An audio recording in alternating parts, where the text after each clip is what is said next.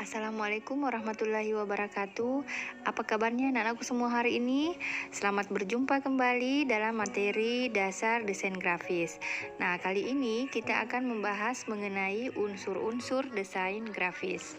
Pada kesempatan kali ini kita akan membahas mengenai unsur-unsur desain grafis berupa garis, ilustrasi, tipografi, warna, gelap terang, tekstur, dan ruang.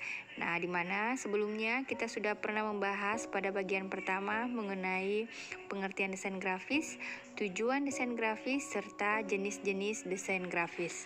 Di dalam dunia desain grafis, ada beberapa faktor yang sangat mempengaruhi keseluruhan desain yang dihasilkan. Salah satunya adalah unsur-unsur yang membentuk sebuah desain grafis. Unsur-unsur tersebut sangat mempengaruhi hasil desain grafis yang dibuat.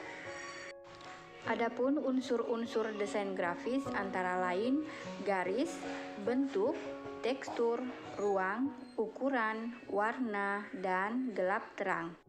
Ya, baiklah, kita akan membahas satu persatu pengertian dari tiap unsur desain grafis. Unsur yang pertama adalah garis. Unsur garis adalah unsur yang merupakan titik atau poin yang saling terhubung dengan titik atau poin lainnya yang akan membentuk sebuah bentukan gambar garis.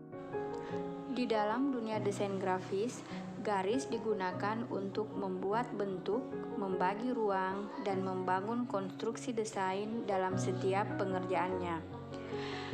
Ya, setiap garis mempunyai makna dan arti, di mana setiap ketebalan, orientasi, hingga jumlah lengkungannya semua mempunyai kegunaan masing-masing dan harus disesuaikan dengan kebutuhan desain kita. Ya, berikut ini adalah gambar dari macam-macam garis.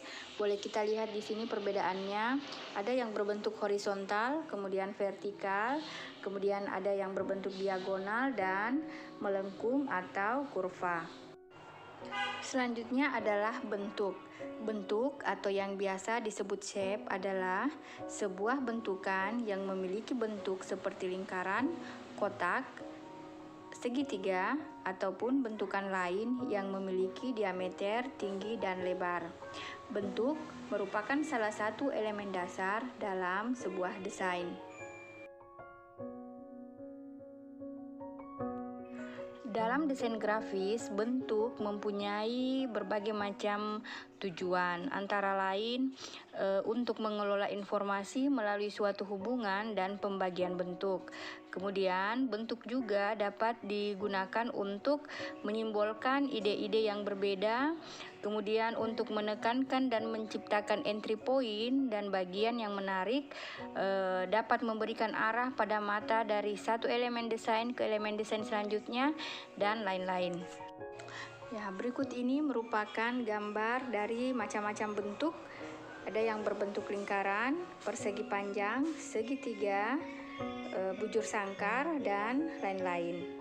Ya, jadi selain macam-macam bentuk yang sudah disebutkan tadi, juga terdapat 3 istilah bentuk yang sering kita gunakan, antara lain bentuk geometris, bentuk natural, dan bentuk abstrak.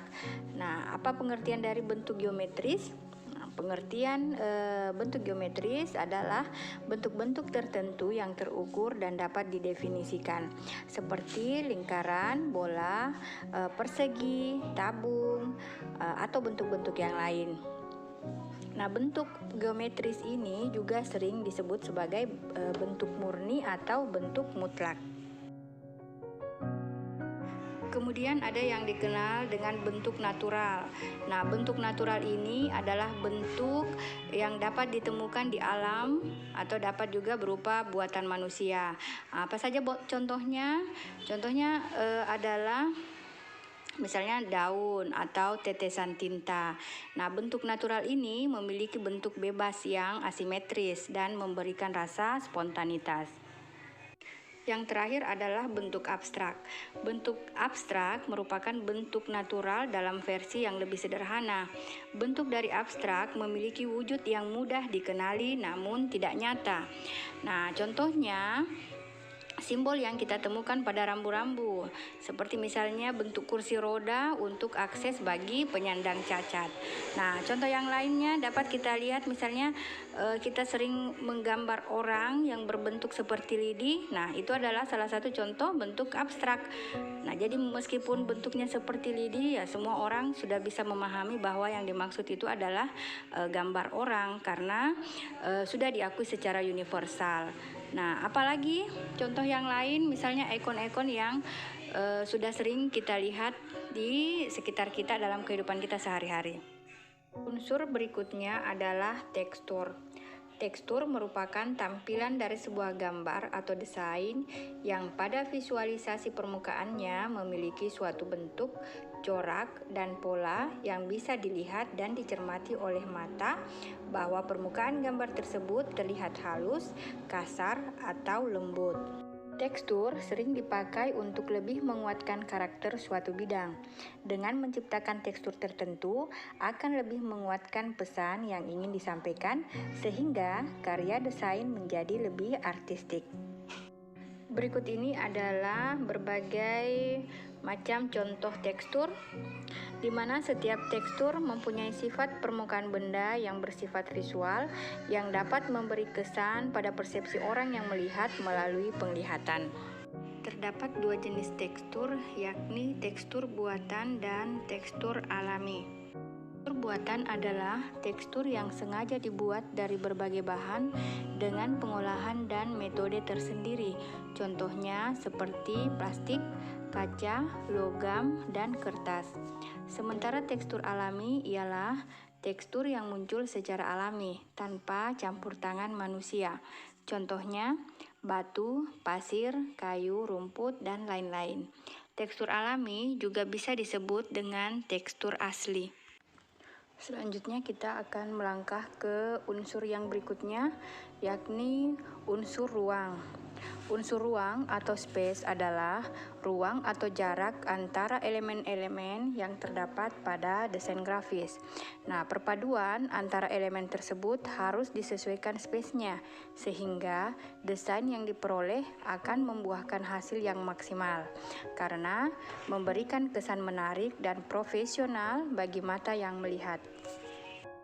Ya, jadi ruang juga dapat disebut sebagai area kosong di sekitar unsur-unsur sebuah karya desain grafis.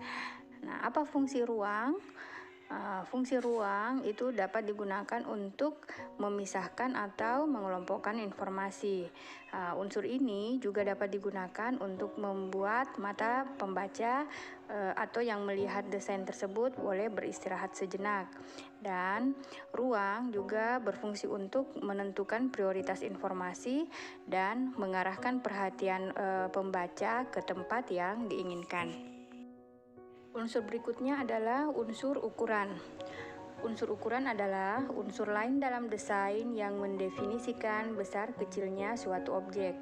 Dengan menggunakan unsur ukuran, kita dapat menciptakan kontras dan penekanan pada objek desain sehingga orang akan tahu mana yang akan dilihat atau yang akan dibaca terlebih dahulu. Berikut ini merupakan gambar bentuk dengan berbagai macam ukuran. Ya, jadi dengan memainkan ukuran dari berbagai komposisi desain, maka memungkinkan kita untuk mengatur titik fokus dan menekankan bagian-bagian penting dalam desain yang kita buat. Unsur selanjutnya dalam desain grafis adalah unsur warna. Warna merupakan elemen dari unsur desain grafis yang menjadi penarik perhatian paling utama. Penggunaan warna yang tepat akan berbanding lurus dengan kualitas, citra, dan penyampaian pesan dalam desain tersebut. Menghindari memadukan warna yang salah adalah sangat penting untuk menjauhi penafsiran yang salah oleh orang yang melihatnya. Pembahasan mengenai warna akan dijelaskan lebih rinci lagi dalam video pembelajaran KD 3.2 mengenai warna. Bagian pertama, di sana akan dijelaskan tentang jenis-jenis warna, fungsi warna, dan apa saja yang perlu diperhatikan dalam pemilihan warna dalam sebuah karya desain grafis. Selanjutnya, unsur yang terakhir dalam desain grafis adalah unsur gelap terang. Gelap terang adalah keadaan di mana suatu bidang yang dibedakan dengan warna tua untuk gelap dan warna muda untuk terang yang terjadi karena disebabkan oleh perbedaan intensitas warna atau karena pengaruh cahaya.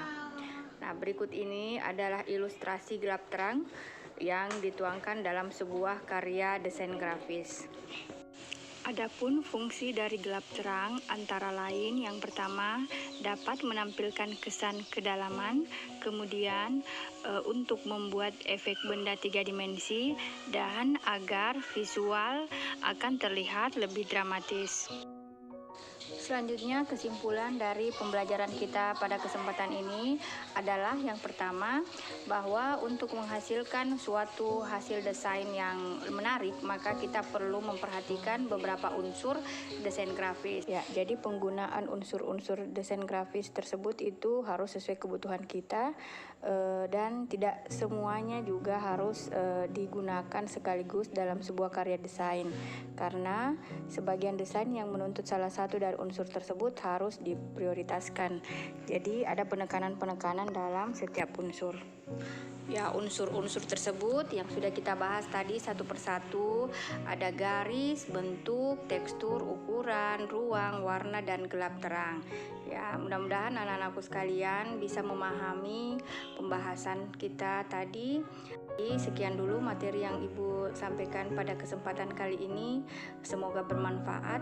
Terima kasih. Assalamualaikum warahmatullahi wabarakatuh.